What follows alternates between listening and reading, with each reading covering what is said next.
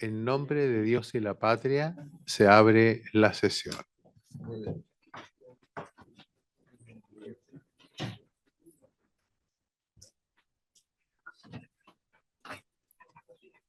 Señor secretario, Gracias, la señor cuenta, por presidente. favor.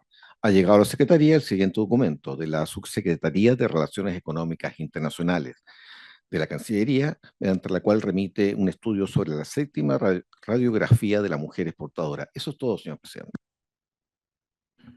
Bueno, como es sabido, el interés de esta comisión es conociendo que el embajador tenía que venir a Chile. Le pedimos al embajador Juan Gabriel Valdés que pudiese venir a nuestra comisión para poder conversar con él, hacerle algunas consultas de todo lo que está pasando en la relación de Chile y China, y también, obviamente, las cosas que nos compete también es el tema, ¿qué va a significar para Chile eh, el tema relacionado con Estados Unidos y yo diría que la famosa guerra comercial que nos tiene preocupados a todos? Y bueno, cada día que pasa, nosotros encontramos que siempre hay una declaración de Estados Unidos, del presidente Trump, que nos conmueve a todos. Y dentro de su exposición, yo desde ya quiero dejar una pregunta, porque me han llamado como 3 o 4 personas relacionadas que están estudiando, otras van a ir estudiando a Harvard, y parece que la decisión de Estados Unidos va a ser una decisión permanente, más las otras preguntas que le hagan los distinguidos senadores, así que le ofrezco la palabra, embajador. Muchas gracias, presidente. Me alegro muchísimo de la oportunidad de poder conversar con ustedes. La verdad es que me gustaría comenzar diciendo algo que tuve la oportunidad de expresarlo en la reunión de Chile Day que se hizo en Nueva York y que da el marco de lo que yo quisiera señalar. Los cambios que el presidente Trump ha establecido en Estados Unidos durante los últimos 100 días han sido francamente un proceso revolucionario. Vale decir, Estados Unidos ya no es más lo que era. Yo no digo que sea mejor o peor, no es mi juicio, sino que simplemente es distinto. Y la manera como se relaciona con el mundo es distinta. Y lo subrayo porque tengo la impresión, y no es una impresión solo sobre Chile, sino que hoy día en la mañana me lo decía otra persona respecto del resto del mundo, que la gente quisiera seguir haciendo la vida como se hace en normalidad con Estados Unidos, cuando ya no es posible hacerla en normalidad porque la situación es completamente distinta. Desde el punto de vista de las corrientes más fuertes, este proceso no comenzó con el presidente Trump. Este proceso comenzó, algunos piensan, y creo que tienen cierta razón, en el ataque a las torres del año 2001, en que básicamente Estados Unidos se sintió agredido por el mundo exterior, se sintió no querido por el mundo exterior y sintió que los procesos que había lanzado eran muy frágiles. Y por lo tanto generó un cuadro de resistencia. La primera medida en realidad fue la instrucción a los bancos centrales de todo el mundo de cortar, de entregar información sobre las inversiones que se daban en los países, cosa que recuerdo perfectamente que estando yo en Naciones Unidas debí comunicarle a nuestro ministro de Hacienda, Nicolás Aguirre, a la época, que al principio pensó que era una broma la que yo le estaba haciendo, y en realidad era una decisión del Consejo de Seguridad mandada por Estados Unidos. De ahí en adelante, efectivamente, Estados Unidos ha buscado una especie de retraimiento, y hoy día ese retraimiento se está notando de una manera muy evidente, no solamente en términos de la visión que tienen de los conflictos que están en el mundo, sino que también respecto al tema comercial y del tema financiero.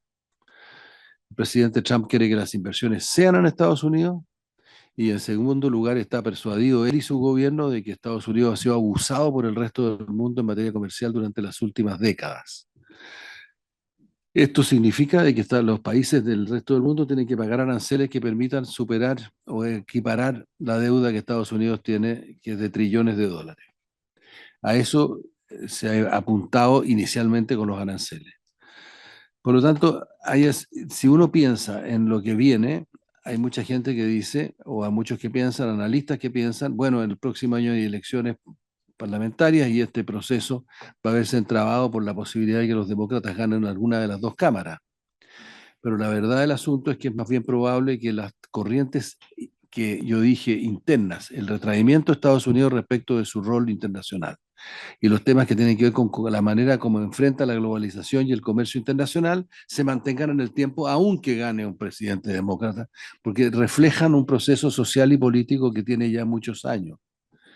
Y eso indica de que entonces los países tienen que estar preparados para un mundo en el cual la situación es completamente distinta. No hay reglas previas porque, como se nos dijo durante la primera reunión que tuvimos en el USTR, básicamente aquí hay una situación en que lo ex ante no vale.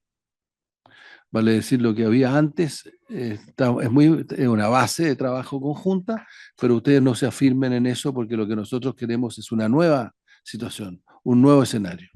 Y eso tiene implicancias muy serias para todo el mundo, desde el punto de vista jurídico internacional, desde el punto de vista del derecho internacional, desde el punto de vista de los acuerdos y los tratados que hemos suscrito. Por lo tanto, creo de que ahí hay un factor que me parece importante considerar, porque si no se considera eso, se entiende poco del resto de lo que está sucediendo. Un tercer factor que me parece permanente es el tema de la salida o de la exclusión de la vida norteamericana de todos los extranjeros que vivan en situación de ilegalidad, o de todas las personas que estén en un cuadro en el cual no han regularizado sus situaciones de carácter de inmigración. Como ustedes saben, la situación es cada día más difícil desde ese punto de vista. La cantidad eso se ve a la simple vista. Por ejemplo, los barrios como el barrio dominicano de Nueva York u otros barrios de esa naturaleza, que eran lugares de encuentro de latinos, están vacíos. Los restaurantes donde se juntaban los latinos están vacíos. La gente tiene mucho temor y es real. Por lo tanto, hay un cambio que es importante subrayar desde el punto de vista jurídico, que es que las personas que antes eran detenidas en el periodo previo, porque estaban en situaciones de ilegalidad, eran considerados inmigrantes en situación de ilegalidad. Hoy día son considerados delincuentes. Y por lo tanto, al ser delincuente y ser un delito el quedarse más allá de los 90 días del visa waiver, la gente es detenida y enviada a cárceles. Y de ahí es expulsada. Eso explica de alguna manera lo que pasó la semana pasada, en que había una parte importante de los miembros de las personas que llegaron en este avión, que eran personas que simplemente habían superado el tiempo que les había autorizado el visa waiver, o sea, se habían quedado más tiempo. La idea de utilizar el visa waiver para inmigrar a Estados Unidos es lo que realmente pone en peligro al visa waiver. No es la idea de los ladrones. Yo he tratado de contar eso y de decirlo en la prensa, pero es más entretenido lo de los ladrones. Entonces, pasa primero. Pero la verdad es que el tema del robo es un tema que obviamente habla muy mal de nosotros, es un relato que no nos favorece, nos da vergüenza, pero la verdad es que el tema de fondo de los americanos, del gobierno americano, es decir, no, ustedes no pueden pasar del 2% de personas que recibieron el visa waiver y se quedaron en Estados Unidos. Si pasan de eso, el visa waiver se acabó. Y estamos justo en el 2, o en el 2.3. Entonces, ese cuento es una cosa muy importante de subrayar, y por eso la Embajada de Estados Unidos acá nos pidió que hiciéramos una campaña para prevenir de que los chilenos entiendan, los viajeros, que si se quedan más allá de los 90 días, pueden ser detenidos y enviados a una cárcel incluso lejana del lugar donde fueron detenidos. Es evidente que hoy día lo que ha sucedido con muchas personas que han sufrido esta situación ha sido muy educativo, no sé cómo llamarlo, pero hay mucha gente hoy día que tiene muy graves preocupaciones sobre la situación de sus familiares y creo que es más fácil de explicar. Respecto del tema, eso es lo que quisiera decir en primer lugar, presidente. Ahora, usted me ha preguntado por situaciones específicas. La pelea con Harvard es una pelea importante porque expresa en gran medida la búsqueda del gobierno del presidente Trump de producir una transformación radical en la cultura norteamericana y enfrentar un tipo de cultura que se dio mucho en las universidades y que es lo que ellos llaman woke, o sea, el tipo de cultura que tiene una tendencia a privilegiar o generar, digamos, oportunidades para la mujer, generar oportunidades específicas para las minorías raciales, generar oportunidades específicas para la gente que tiene opciones diversas en materia sexual, etcétera. Eso fue considerado por la campaña de Trump como algo intolerable. El vicepresidente Vance es el principal líder de esa perspectiva. El vicepresidente Vance dijo, y ustedes lo pueden comprobar en el YouTube, si se escribe simplemente Vance Universidades, dijo que el enemigo principal del gobierno del presidente Trump eran las universidades, porque ahí estaba la cultura que había llevado a que Estados Unidos perdiera su identidad. Por lo tanto, y su identidad en el sentido tanto del punto de vista de las mayorías étnicas, como también los temas que tienen que ver con familia, religiosidad, etcétera, que son los valores que el vicepresidente Vance representa. Por lo tanto, el tema de la universidad es un tema muy indicativo de lo que está pasando con esta lucha o guerra cultural, y Harvard fue la primera porque Harvard le dijo que no. Vale decir, Columbia, cuando se le pidió que se iba a nombrar un interventor del Instituto del Medio Oriente y que le pedían que se diera en la dirección de ese instituto para que el gobierno nombrara a alguien, dijo que bueno, que bien, porque le habían quitado 450 millones de dólares. Pero la reacción de las otras universidades en contra de Columbia llevó a que Harvard llevara la delantera y Harvard dijera que por ningún motivo se metía el gobierno en sus planes de estudio y en la manera como se organizaba. Por lo tanto, hubo un desafío directo al presidente Trump y la respuesta fue no solamente fue el quitar más dinero, le quitaron 1.500 millones de dólares, sino que además de eso han llegado ahora al extremo de prohibir la presencia de estudiantes extranjeros en Harvard, que es como sacarle a Harvard la mitad de la identidad o más. Por lo tanto, yo fui a visitar a los estudiantes, yo estuve hace 15 días estuve en Boston y estuve con los estudiantes chilenos. Me transmitieron sus preocupaciones, especialmente la preocupación de que varios de ellos están terminando tesis doctorales y para eso necesitan viajar y no se atreven a salir porque no saben si los van a dejar volver. Harvard hizo una declaración muy tajante respecto del tema, pero es evidente que el gobierno del presidente Trump no está dispuesto a cesar en esto, a conceder. Ahora se lanzaron contra Yale y contra Princeton, con lo cual, por la misma razón, el argumento es de que han apoyado a la causa palestina y que han llegado a ser, han permitido manifestaciones antisemitas. La verdad no es esa. La verdad es que efectivamente lo que existe es un proceso de enfrentamiento con las universidades. Yo diría que los estudiantes, nosotros lo que hemos decidido en la embajada es básicamente poner 2 personas que están en contacto permanente con ellos, los de Harvard, digo. La gente de Harvard hoy día en la mañana me escribió para decirme que estaban trabajando con la persona que yo le dije y que estaban viendo la situación de cada uno, pero es evidente que la idea de que se cambien de universidad los estudiantes que están en la mitad de un doctorado y que no van a dejar entrar a los que ahora tenían beca para llegar ahora, en septiembre, al nuevo curso, es una cosa que está ahí viva y que va a ocurrir en la medida en que esto siga adelante, cosa que no veo. La única manera como podría detenerse es que el rector de Harvard reconociera como cierto lo que le está diciendo el gobierno, cosa que aparentemente no va a aceptar. Ese es el cuadro respecto de eso. Nosotros tenemos otra preocupación que quiero volver al tema visa waiver. Nosotros tenemos la preocupación de que se está produciendo crecientemente un número de rechazos al visa waiver que no son explicables. Sí. Y debo decirles con toda sinceridad que yo recibo llamados los viernes y los sábados de familiares que están en un aeropuerto y que encontraron que no tenían el visa waiver y se lo rechazaron. No se sabe por qué. El DHS, que es quien decide esto, ha sido de muy buena voluntad. Conozco 2 casos, uno de una autoridad de gobierno y otra de una persona que partieron con 3 niños y el segundo fue rechazado, no se sabía por qué, porque tenía 14 años. Que en realidad cuando preguntamos nos dijeron, vean ustedes la fórmula y se van a dar cuenta por qué les dijimos que no. La primera, la autoridad de gobierno no había contestado ni la mitad de las preguntas que le hacían en el visa waiver. No sé por qué.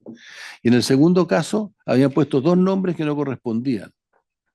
Entonces, hay ese tipo de factores que afectan y nosotros los podemos averiguar, pero obviamente le causan un daño tremendo a las personas que viajan. Lo que nosotros estamos haciendo en este momento es reunirnos con el DHS para calcular cuántas personas entraron a Estados Unidos y cuántos visa waivers se rechazaron, de tal manera de saber cuál es la proporción, el porcentaje de personas que están sufriendo esto.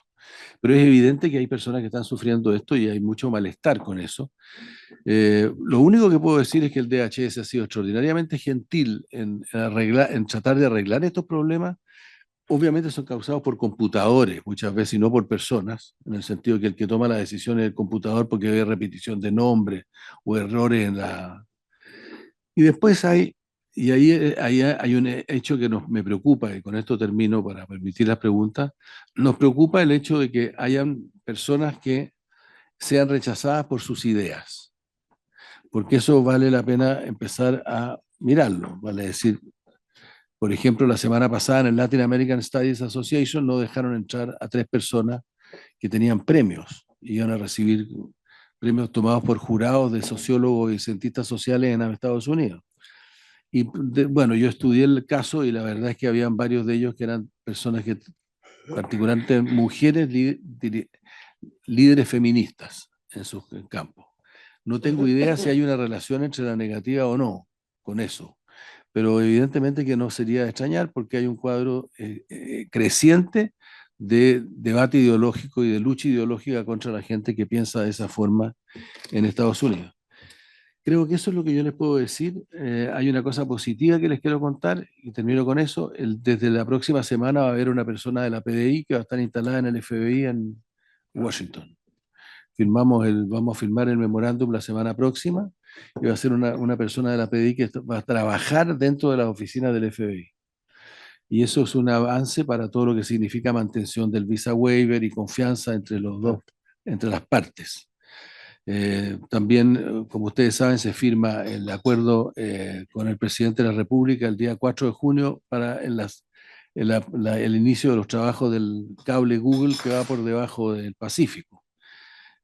Eh, Creo que eso es lo que podría decir. Respecto de China, prefiero después Sí, contestar preguntas sí, si es sí. necesario. Muchas gracias, presidente. Gracias, embajador.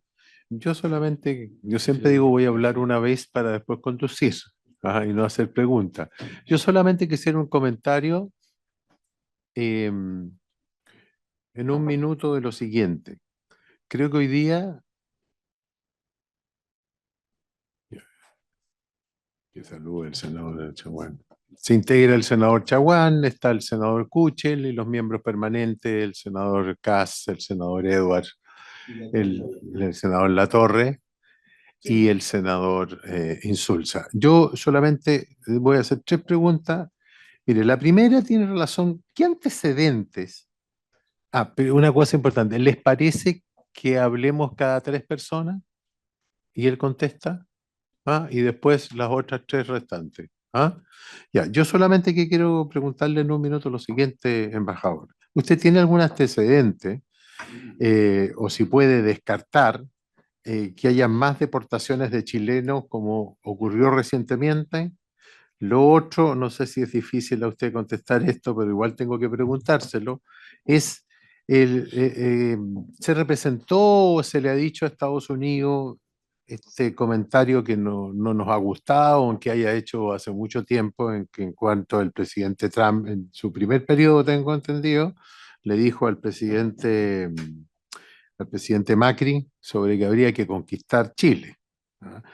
Creo que es una buena noticia que haya un funcionario de la PDI, porque uno siente aquí que el presidente Trump no nos tiene mucho cariño, que tiene solo 2 regalones en Latinoamérica, que es Salvador y Argentina, pero lo otro es saber si hay algún comentario hacia Estados Unidos. Y finalmente, aunque nosotros ayer recibimos una buena información del canciller porque tuvimos una reunión almuerzo, es que él nos explicó que no va a haber ningún anuncio, que el presidente va a asistir, pero eso no significa dar ninguna señal que vayamos a entrar al BRICS.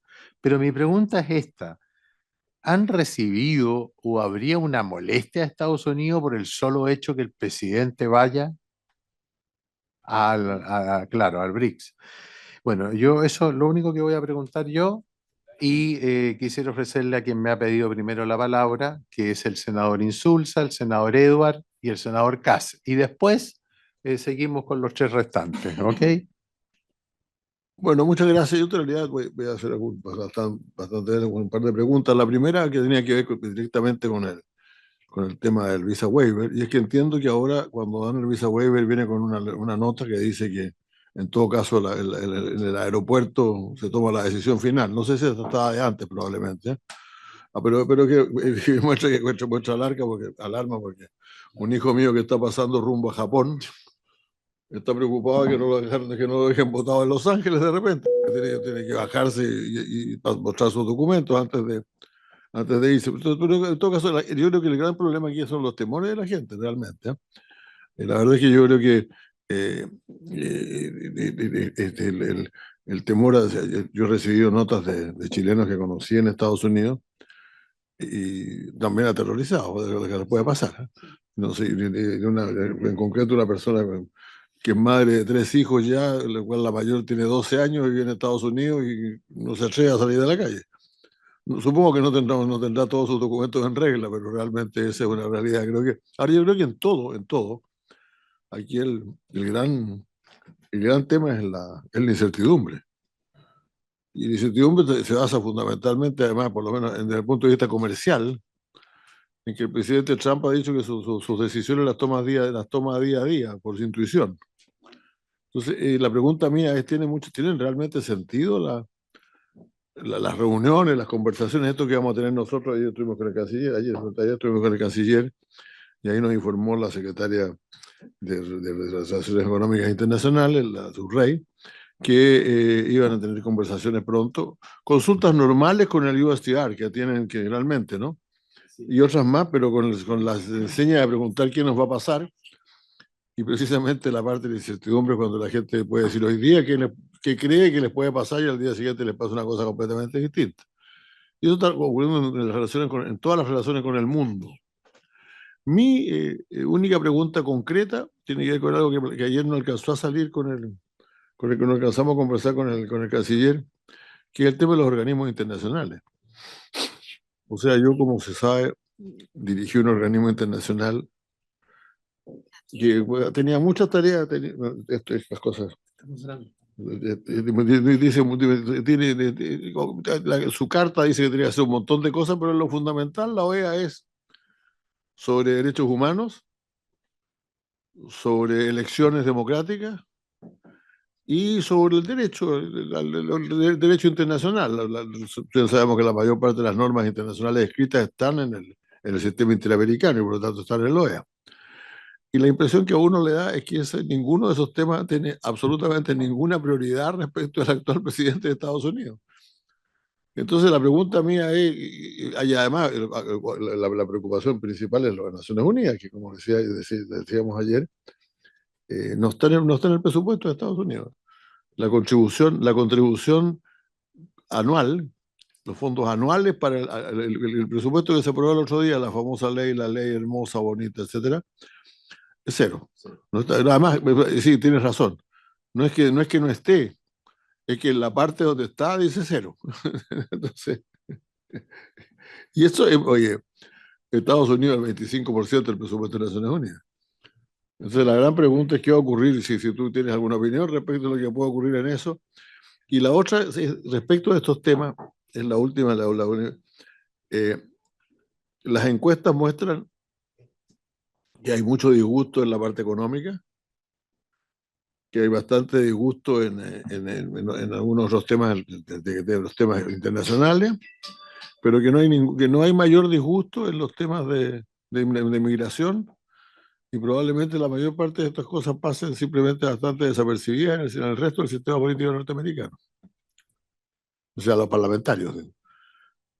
Y me voy a atrever a preguntar algo más, esta resistencia de la Corte Suprema y de algunos organismos, de algunas otras tribunales superiores, ¿tienen visos de cambiar las cosas o hacer una pelea, una pelea más? Gracias. Senador. Son complementarias. Gracias. La ronda completa? Un minuto. Gracias, presidente. Bueno, saludar al embajador con quien tuve la oportunidad también de estar en Chile Day y de hecho creo que su la tesis que nos presenta, me gustaría preguntarle que la profundizara, porque habla de cambios profundos. Yo creo que hay cambios profundos, entre otras cosas, y quiero preguntarle si es que la tesis está basada en esto, porque hay muchas materias que hoy día sí están teniendo una especie de acuerdo partisano, que puede que el presidente Trump esté haciendo como las medidas más fuertes, pero que sí tienen la base acuerdos partisanos. Estaba pensando, por ejemplo, la relación con China. Claro, parte el presidente Trump, pero en realidad lo mantiene Biden y yo veo también en el mundo demócrata una animosidad con China muy grande. El proteccionismo, no sé si eso es también parte de un acuerdo que podría afectarnos en el futuro. La posición quizás de defensa más tribal respecto de Israel versus lo que pasa en Palestina, que también me parece que hay un acuerdo bipartisano. En el tema de inmigración, si bien el presidente Trump es más duro, yo creo que también... No, no, no. ¿Está bien?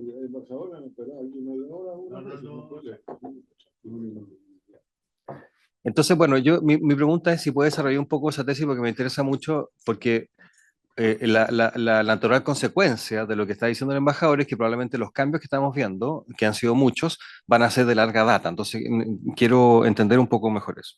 Respecto a Harvard, creo que yo tengo una postura distinta. Yo sé que hay parte del problema con Harvard y en las universidades de élite, bueno, yo al igual que el senador Cass, yo también estudié, hice un MPP en Harvard. Mi programa era prácticamente completo estadounidense, a diferencia de otros programas. O sea, todos mis compañeros eran americanos. Y yo veo esto en dos claves. Una que es la guerra cultural, que es efectivamente quizás la que usted más decía, pero también hay una guerra más de tipo política, en el sentido de que para muchos de nosotros estas instituciones no están siendo liberales, están siendo iliberales.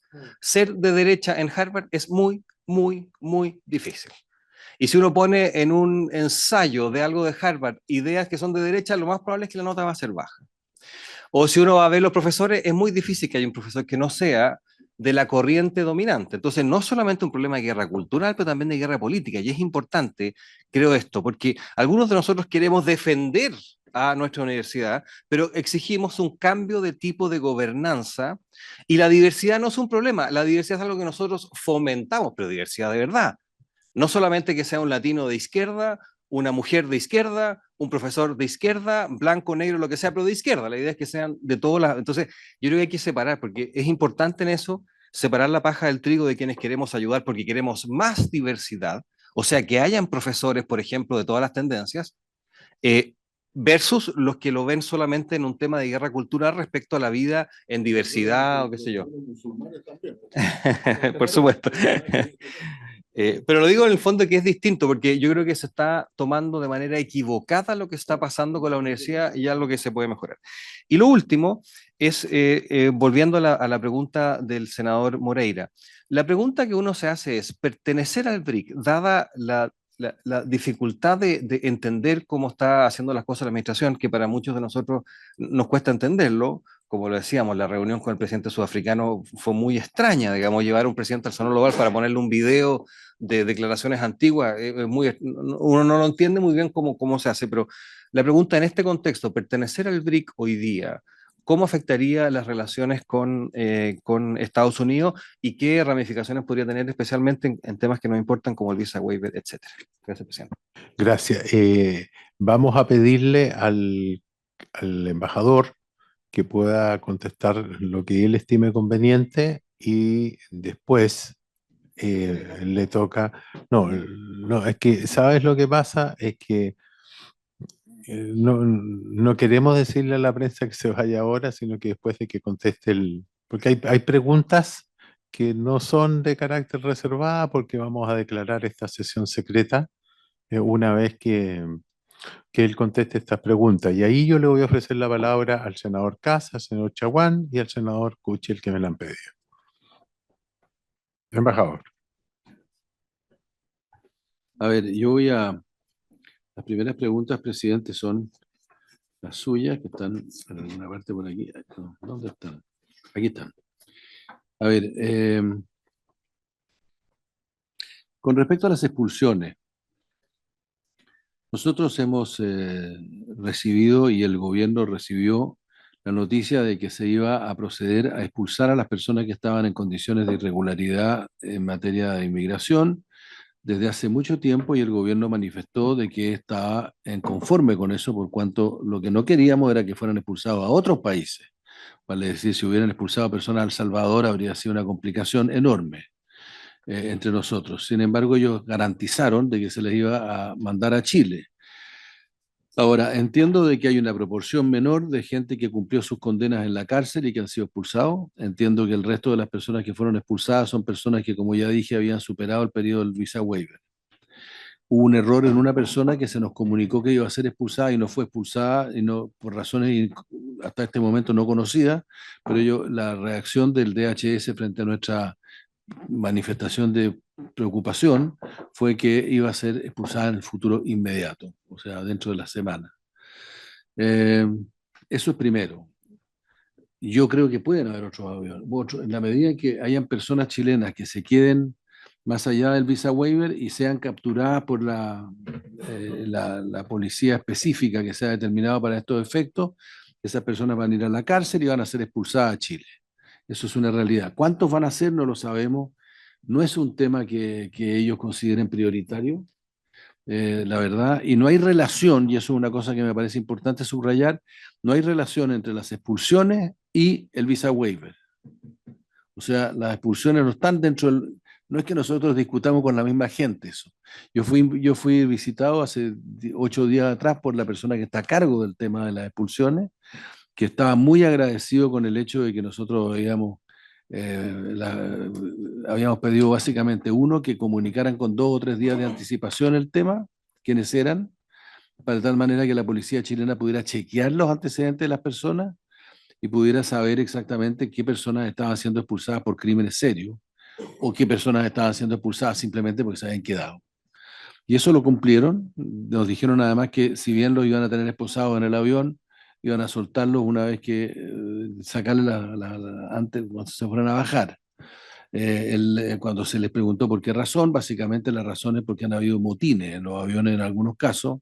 Ellos llaman así, por gente que va, hay 2 o 3 agentes que van adentro y la gente está suelta y se para y comienzan a armar un lío, entonces ellos están preocupados con eso. Bueno, aparentemente, si bien el trato en las cárceles donde llegan estas personas no es el ideal, no han habido situaciones en el avión que haya que lamentar. Eso con respecto a las expulsiones. Ahora, con respecto al tema de Trump y el planteamiento a Macri, en realidad yo creo que lo contaron de una manera humorística. Ese fue el relato que hizo el diario Clarín. Macri lo contó de manera humorística. Bueno, en definitiva es cierto, como ustedes saben, y esto me parece importante decirlo, que el presidente Trump ha dicho de manera clara que la definición de la seguridad nacional de los Estados Unidos está por el norte fijada en Groenlandia y por el sur por América del Sur. Y si ustedes piensan, el retiro de Estados Unidos del mundo, el retraimiento de Estados Unidos del mundo significa que la seguridad de los Estados Unidos no está en la guerra del Medio Oriente comprometido, o no está comprometida en Ucrania y Rusia, sino que pasa a estar comprometida en el continente americano. Eso es una necesidad evidente. Entonces, Centroamérica, México, el Panamá, y después nosotros en el sur, en la medida en que nosotros tenemos el tema de la Antártica y tenemos el tema del Pacífico, somos parte de un nuevo diseño de seguridad de Estados Unidos que ha sido públicamente anunciado. Lo ha dicho el presidente Trump de manera clarísima. Lo ha repetido varias veces. Por lo tanto, hay ahí un cambio que hay que observar. Y eso es una cosa interesante de conversar en su momento. Yo me atreví el otro día a decir, y lo repito aquí, estaba presente el senador Edwards, que a mí me parece absolutamente imprescindible que tengamos una reflexión a fondo sobre la política exterior de Chile, cualquiera sean los gobiernos que sigan. Porque naturalmente que hoy día estamos en un momento que yo podría comparar con el momento en que, tras la recuperación de la democracia, se decidió mantener la economía abierta, se decidió iniciar procesos de negociación de libre comercio, se decidió que se iba a negociar con economías industriales y fue una audacia, o sea, fue un momento de gran debate en que los participantes fueron los empresarios y el gobierno. Y creo que hoy día tanto el gobierno como los empresarios tenemos que pensar por cierto, el mundo político, tiene que pensar cómo nos vamos a relacionar con un mundo que, a mi juicio, cambió. Y ahí paso a lo que estaba preguntando el senador Edwards. A ver, antes me preguntó el senador Insulza. Ah, están los BRICS, perdón, se me había ido eso. Yo creo que no hay una tensión en Estados Unidos sobre el tema de los BRICS. No he visto nunca una discusión en el Congreso los diarios, una discusión sobre Brasil y los BRICS, por ejemplo. Como diciendo, mire, Brasil es de este lado, no debiera estar jugando allá. Nunca he visto eso. En segundo lugar, tal como pasó con el viaje a China del presidente recientemente, la respuesta fue decir, pero ¿cómo el presidente no va a poder ir a China si resulta que está Estados Unidos negociando con China en Suiza en este momento las mismas cosas que va a conversar el presidente en China? O sea, parecería excesivo que el Departamento de Estado le preocupara una cosa de esa naturaleza.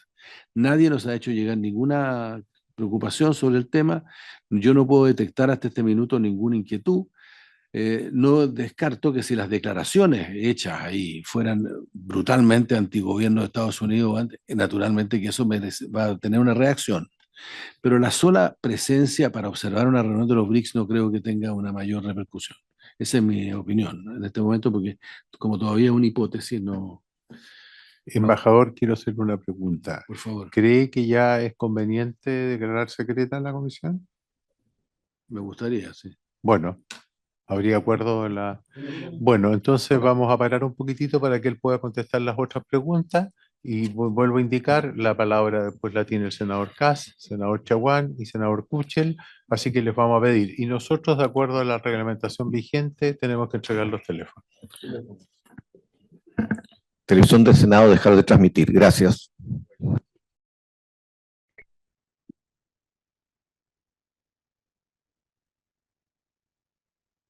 A los Estados Unidos, y los Estados Unidos ahora están esperando la Perdón, propuesta de... un 30 segundos. Atención TV Senado, proceder a grabar y transmitir. Gracias. Entonces, la parte norteamericana ahora está esperando las propuestas rusas sobre una futura paz para después cotejarlos para ver estas dos propuestas, cómo y dónde pueden ser encontrados los puntos en común, que a partir de no se ven muchos puntos en común, porque Rusia no ha dejado su política, digamos, de querer conquistar toda Ucrania. Rusia no ha dejado su política de negar la existencia del propio Estado ucraniano. Y bueno, lo que está haciendo realmente es una guerra de exterminación de nuestro pueblo.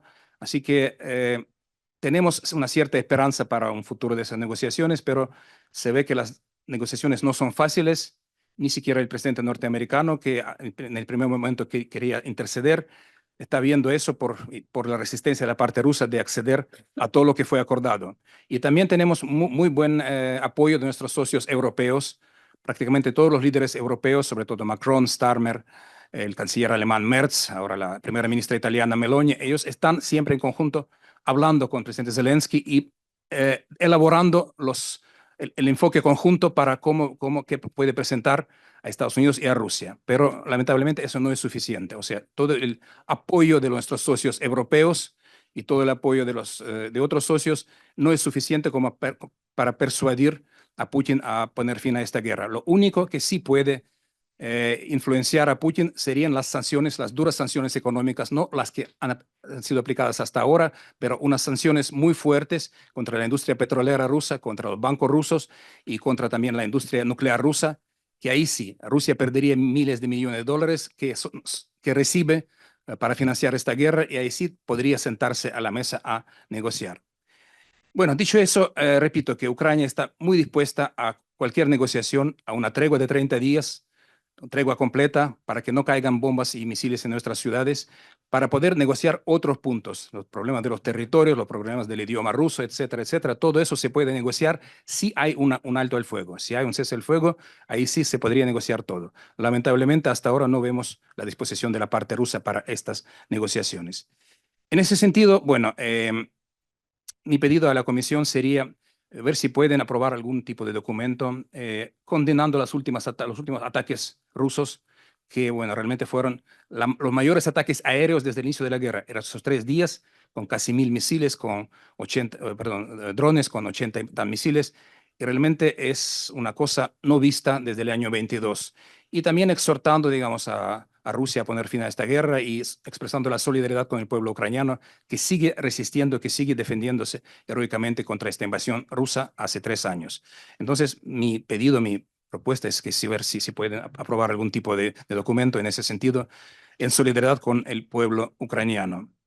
Y también, bueno, solo para ser muy breve, tenemos las relaciones muy buenas entre nuestros dos parlamentos. Estamos preparando una conferencia telefónica del presidente del Senado, el senador Sandón, con el presidente de nuestro parlamento ucraniano. Estamos también elaborando otros tipos, algunas visitas parlamentarias. El año pasado estuvo aquí, muchos de ustedes recordarán, una delegación de parlamentarios ucranianos que estuvo aquí también en esta Cámara y en el Senado, y este año probablemente vendrán más. O sea que la cooperación interparlamentaria, tanto a nivel bilateral como en el ámbito de la Unión Interparlamentaria, que se hace regularmente, también debe proseguir. Y les propondría también ver la posibilidad de organizar un tipo de sesión conjunta de las dos comisiones por videoconferencia, de manera telemática, como se hizo el año pasado entre las dos comisiones de Relaciones Exteriores del Senado y nuestro Parlamento. Y finalmente, ya para ir terminando, un otro pedido que yo tendría es lo que yo hago siempre, es el tema del desminado. El desminado humanitario para Ucrania es muy, muy importante. Ucrania es el país más plagado de minas terrestres en el mundo. Actualmente, 23% de nuestro territorio está plagado de minas terrestres, que son unos 140.000 kilómetros cuadrados. Son tierras donde no se puede sembrar, cosechar, ni hacer nada bueno. Y ya están trabajando en Ucrania. Son tierras desocupadas, son territorios totalmente desocupados en el sur de Ucrania, donde ya trabajan muchas empresas extranjeras como daneses, holandeses, finlandeses, etcétera, que hacen ese trabajo del desminado humanitario. Y bueno, sabemos todos que el presidente Boric le prometió al presidente Zelensky en su primera conversación telefónica que Chile sí va a ayudar con el desminado humanitario una vez terminadas las hostilidades. Sí, yo sé eso, pero sí, sí. Y esa es cuando yo hablo en la Cancillería me siempre dicen eso, me dicen sí, porque él dijo esto, el presidente dijo esto, que sí, vamos a ayudar cuando sea terminada la guerra. Pero bueno, como yo siempre digo, y los parlamentarios ucranianos también lo han dicho el año pasado, no es necesario que los equipos o los técnicos chilenos vayan al frente a desminar. No, hablamos del desminado humanitario de los territorios totalmente seguros, y si no pueden mandar a la gente, por lo menos que ver la posibilidad de mandar a los equipos desminados que sí los pueden operar los ucranianos. Y así, bueno, evitarían cualquier tipo de riesgo para los ciudadanos chilenos. Ese es mi pedido y como siempre lo estamos hablando y yo hablo en la Cancillería, en otros ministerios. Así que con eso voy a terminar. Les agradezco mucho su atención que me han escuchado. Son esos 3 pedidos. Si pueden hacer una declaración en apoyo a Ucrania, bueno, si podemos ir preparando algún tipo de conferencia con la Comisión Ucraniana del Parlamento y el tema del desminado humanitario. Muchas gracias. Recibimos su requerimiento y vamos a conversar con la comisión. Senador Edwards, senador Chaguán y senador. Gracias, presidente. Bueno, saludar al embajador, a don Vladislav también.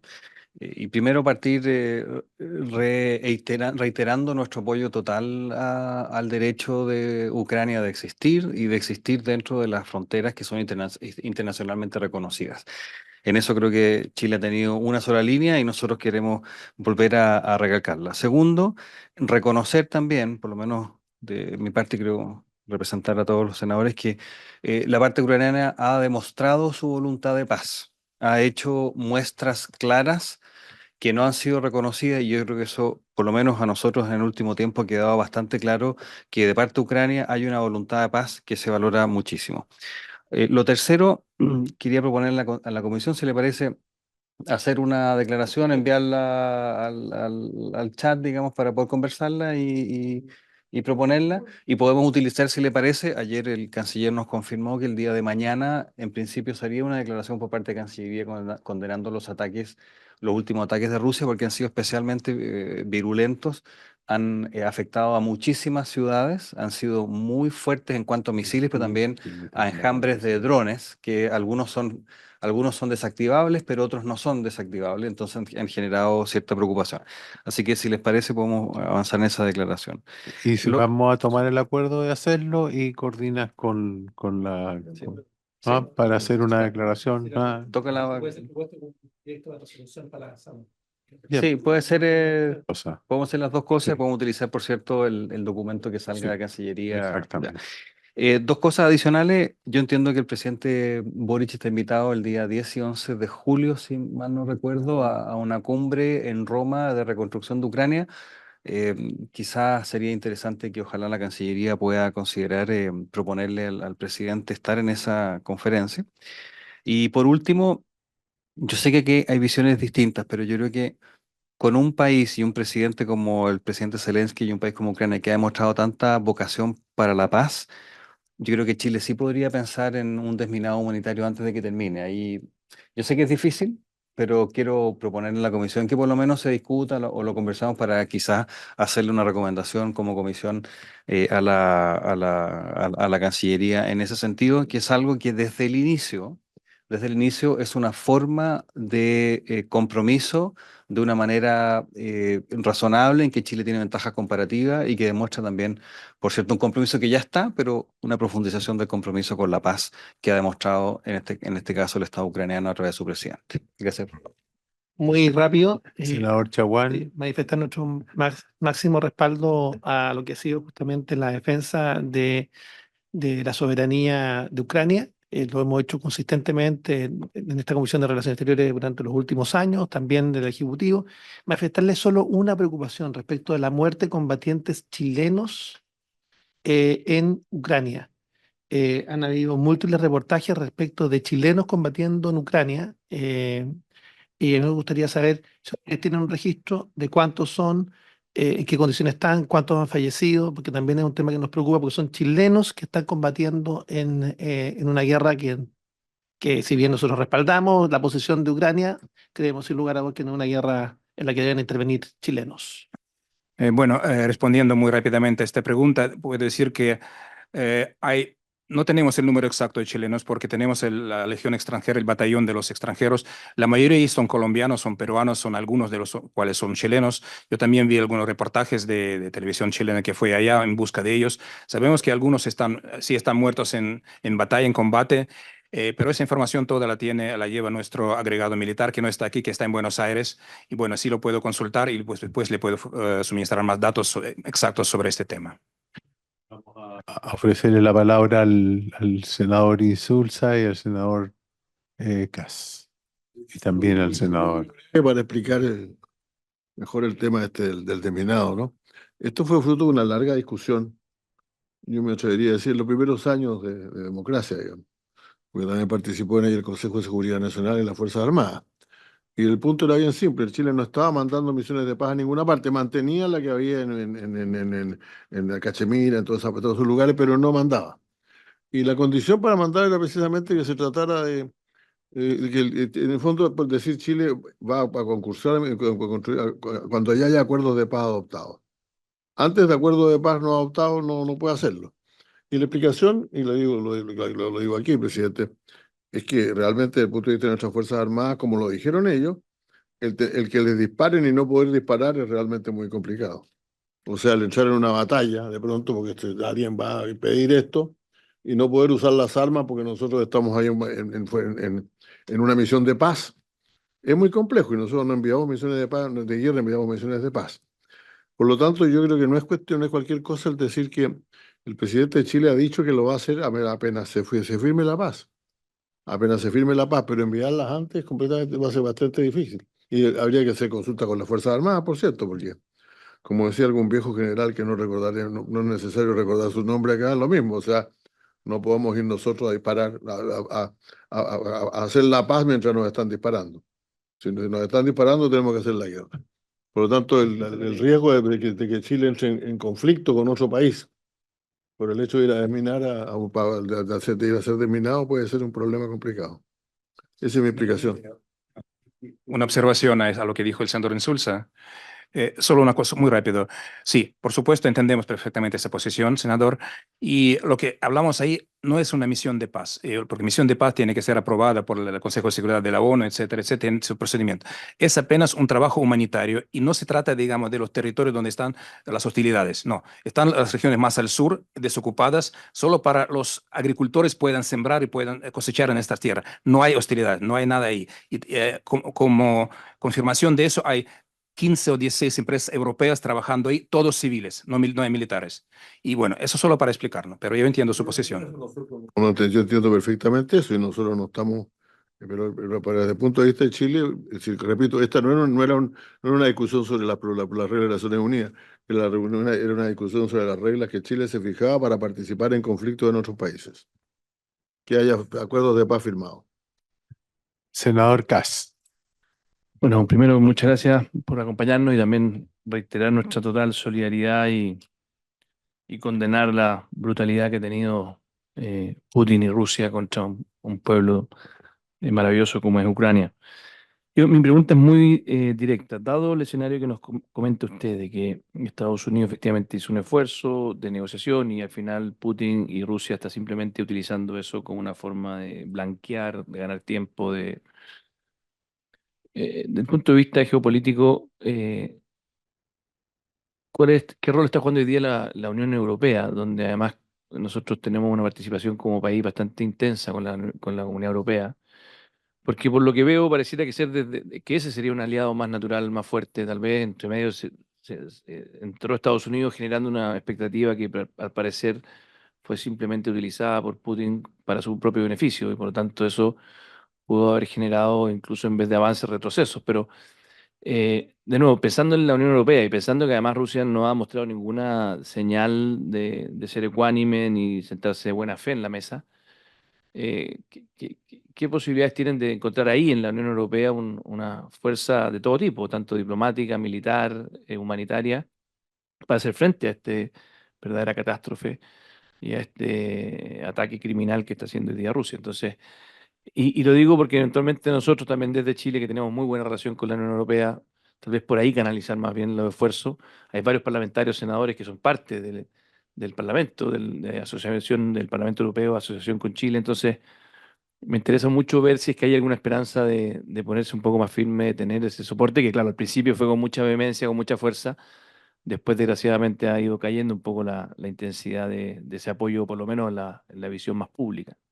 Bueno, señor senador, su pregunta es muy pertinente. Le digo, he dicho y repito que desde el inicio de la agresión, los países europeos, no solamente los de la Unión, pero también el Reino Unido, que no es parte de la Unión Europea, pero han sido grandes apoyantes de Ucrania en lo político, en lo militar, y en las últimas semanas han mostrado que la Unión Europea está tomándose conciencia que realmente tiene que, bueno, tiene que salvarse, tiene que defenderse fuera de los moldes de la OTAN, porque hasta ahora, los 80 años anteriores, todo se pensó en que la OTAN iba a defenderlos todos, estaban bajo este paraguas. Ahora parece que este paraguas está un poco roto y bueno, hay que prepararse para otro tipo de eventualidades y la Unión Europea y los países europeos están rearmándose, están gastando mucho más en su propia defensa porque se dan cuenta que Rusia no va a parar en Ucrania. Si se toma Ucrania, ahí los que están amenazados son miembros de la Unión Europea, Polonia, República Checa, los países bálticos sobre todo, y están bajo amenaza.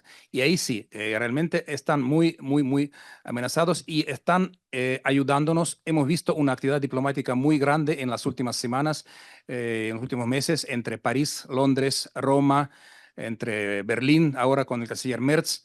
Y realmente mañana nuestro presidente Zelensky estará en Berlín, va a hablar con Merz, y bueno, y ya está hablando casi todos los días con Macron, está hablando muchas veces con Starmer. Toda esa actividad diplomática es muy activa y cuando elaboramos las propuestas de paz, las elaboramos en conjunto con ellos. O sea, se sientan los líderes de la Unión Europea y con el presidente Zelensky y lo elaboran y después se muestra a Estados Unidos, a Rusia. Es muy grande el apoyo, es muy grande el apoyo político, el apoyo militar también ha sido muy grande y sigue aumentando de varios países que están, como Suecia, ayer proclamó otro 1.000 millones de euros para apoyo a Ucrania, como otros países como Dinamarca, Países Bajos, todos.